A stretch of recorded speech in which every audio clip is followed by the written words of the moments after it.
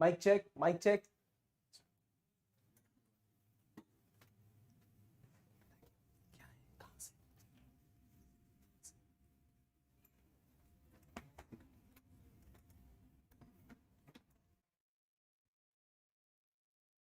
Hello and welcome to all of you. Hello friends, good evening and welcome to Edukemy's YouTube channel. My name is Harsh Singh and here we are to discuss the featured news for 3rd of November 2021. The featured news for today is on a very important topic, that is about India's security, internal security, a tussle between the government and the private organizations, the bodies who are fighting for individual protection, right? So we are talking of the topic state and cyber surveillance, the Supreme Court judgment as well. We have discussed the Pegasus judgment of Supreme Court in one of the snapshots last week, but here we call for a holistic understanding of what is the tussle between state and the other agencies which are fighting for protection of privacy, protection of fundamental rights of the citizens, right? Before that, let me talk of an important debate in the upcoming domains. These are the times of automation. These are the times of making everything online. These are the time of artificial intelligence. And this is where we understand that all our data is getting converted into online space data, right? Data which can not only be impinged on by state, but also by private agencies through cyber attacks. So the state has started to increase its survey, right? Surveillance states. It has started to increase its survey so that it may be able to protect the people. This is what is state's agenda, to protect the people. However, there have been allegations against the state that this kind of protection is leading to invasion of privacy, invasion of fundamental rights of the people themselves, right? So while individual is at the center, we have a state protection and we also have protection against cyber threats, right? So individual is fighting against the state and the state is trying to fight against these cyber threats. This is how you can draw a small image of what is the issue about, right? And Supreme Court is also giving judgments to protect individual privacy and also to balance individual privacy with state cyber surveillance, right? Now, these are the times when India itself has seen 3 times increase in the number of ransomware attacks in the country, right? So let me quickly share with you what is a ransomware attack. Ransomware is an attack, online threat attack, which is caused by a person who wants ransom. So they hack the complete database of the system and they ensure that they ask for certain ransom so that they are able to release the database of that company. So if you're watching this video online on Edukemy's platform, if Edukemy's website is hacked, they will say we will release all the database for Edukemy only if you pay certain amount of money to us. So there has been a 3 times increase of these kind of ransomware attacks in India, right? Not only that, the small and medium businesses, SMB, are the ones which have been threatened the most because they converted from offline to online mechanisms in a very short span of time during Corona times. Not only that, there are attacks called as phishing attacks, Phishing, phishing. And there is something called as whaling. So just note these kind of terms, Phishing and whaling, WHALING. Now, phishing are the attacks on individuals when our identities, our passwords, they are taken away from us by forging some details online. For example, a website will be present to you just in the form of a Facebook website. It will try to emulate the Facebook website, but it will not be Facebook, and it will take our account details and password and it will also exploit it further. So this is a phishing attack. If an attack of this kind happens against an important personality, right, an important person, for example, Facebook chairperson itself, we are talking of Mark Zuckerberg. So this is a whaling attack. Whaling ideally refers to catching of whales in the high seas, catching of whales as fish. But whaling attacks can be against individuals in the online domain. So phishing is for small fishes.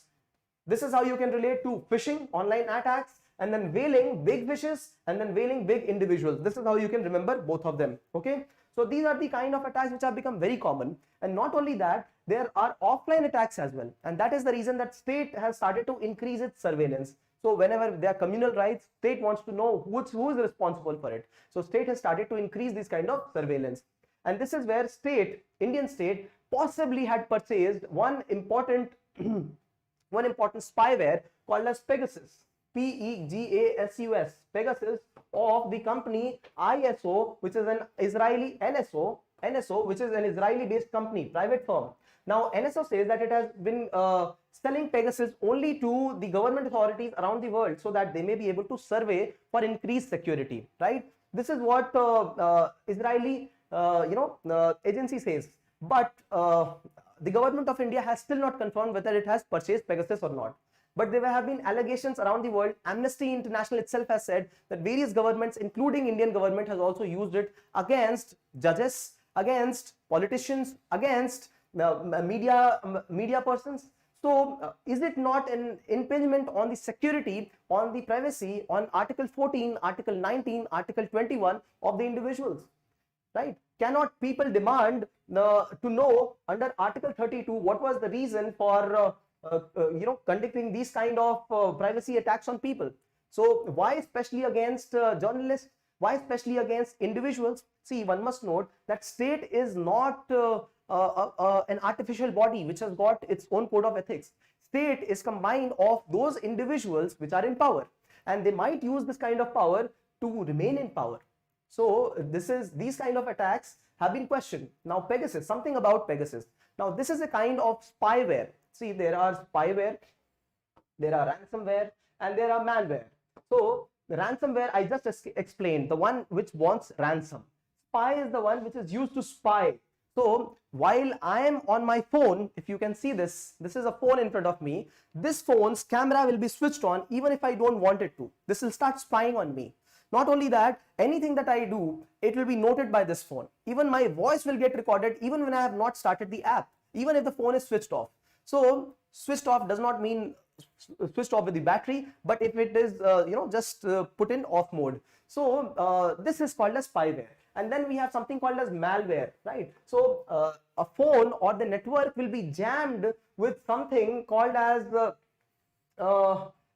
which is I don't remember the term, but if the malware is introduced in that network, there will be decrease in the number of services we can give the person. So IRCTC app and its website was jammed with the presence of malware, right? We have had the websites of our road building agency, right? National Highway Authority of India, whose website was hacked itself. Not only that, we have our CoWIN portal, which was completely copied, right? Not only that, we see the hacking of the largest Saudi Aramco, one of the largest oil security providers around the world, Saudi Aramco. Its website was hacked.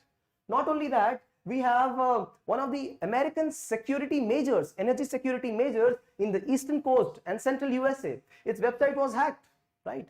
One of the most important meat suppliers around the world, Argentina based, its website was again hacked. Not only that, we see these kind of attacks happening all around the world. And sometimes they do happen so that they might want to suppress the other nation's development.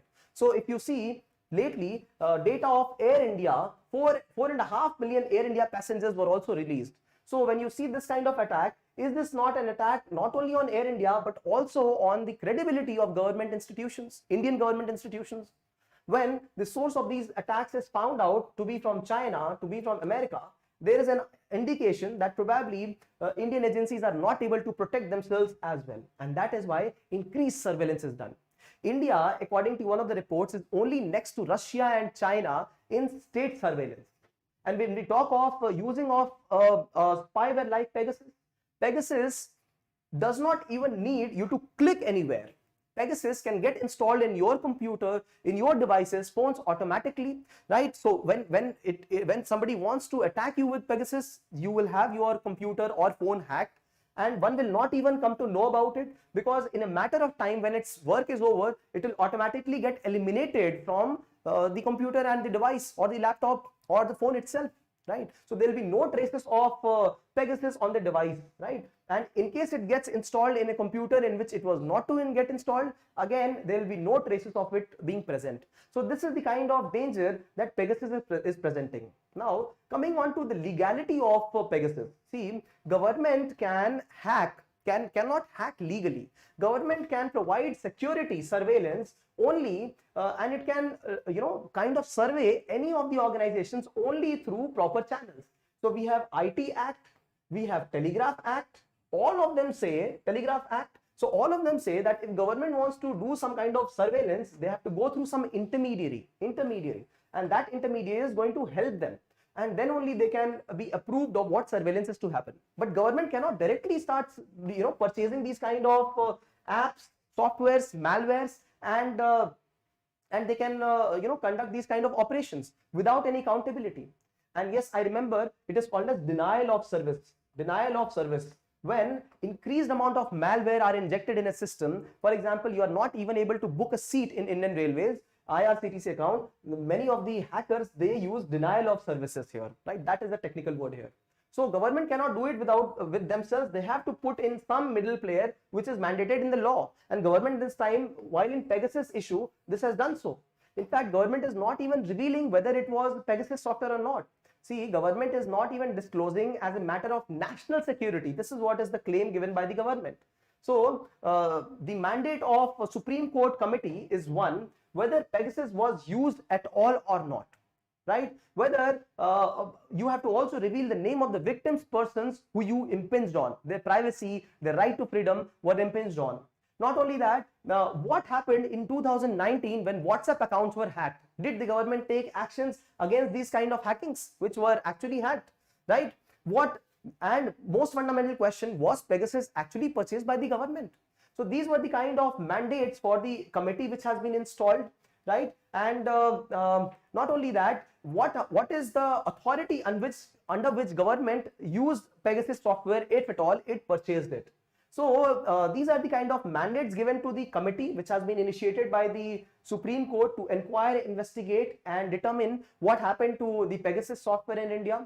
Government has not responded to it, with positivity. Government is trying to hide something in the face of national security, right?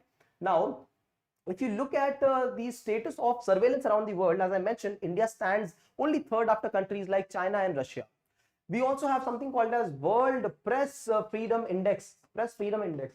India does not stand a chance here. India is at 142nd position out of 180 countries. In fact, there is some limitations with the report as well. We are not studying about the report here, World Press Freedom Report, but let me give you a small clue here. Countries like Botswana have a better chance than India. It stands at around 30 ranks.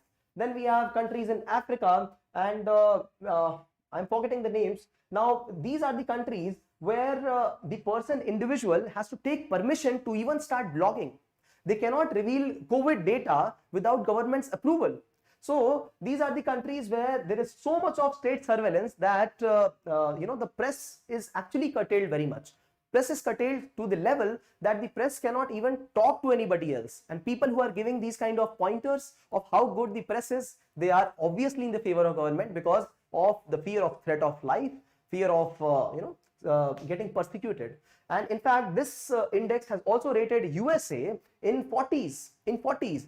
This is the country which also it also ensured that the Twitter account of its president was blocked, right? So country which has such a wide press freedom has also ensured that USA gets ranked at 42nd position. So I doubt the credibility of World Press Freedom Index, but yes, India does not stand a great chance here because of increased amount of surveillance, right?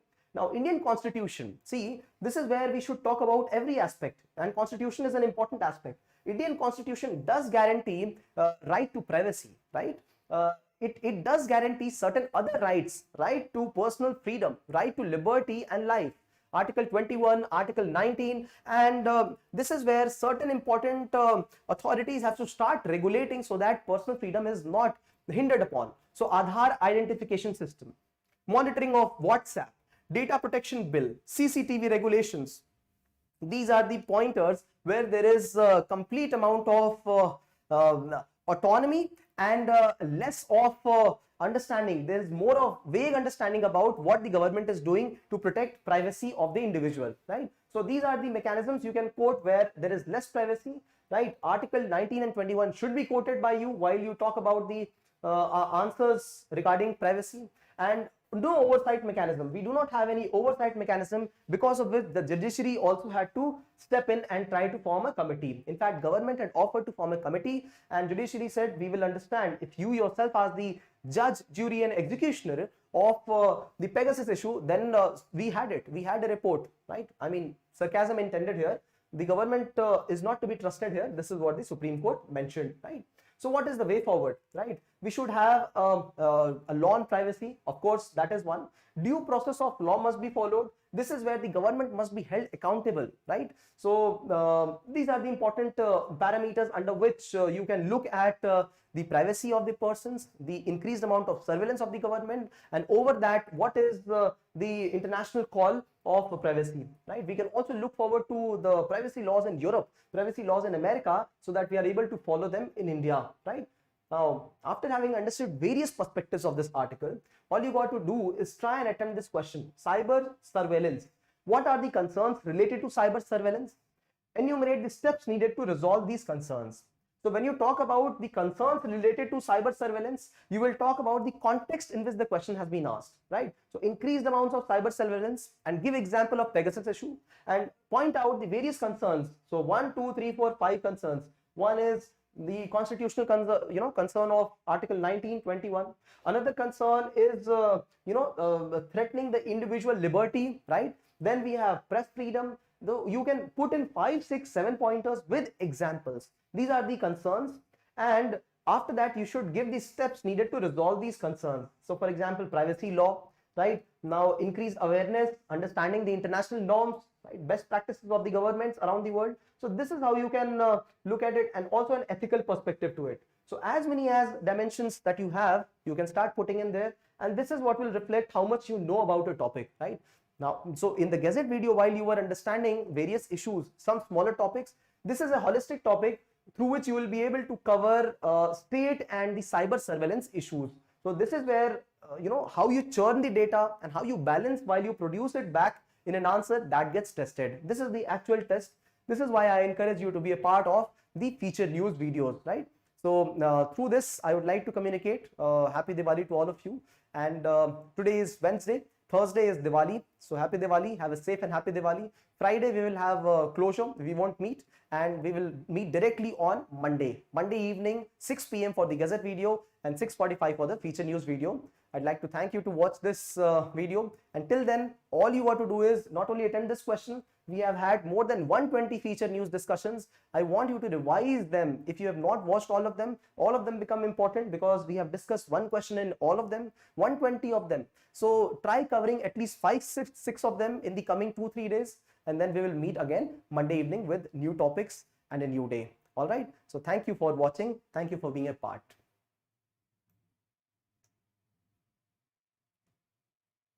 Happy Diwali, all of you.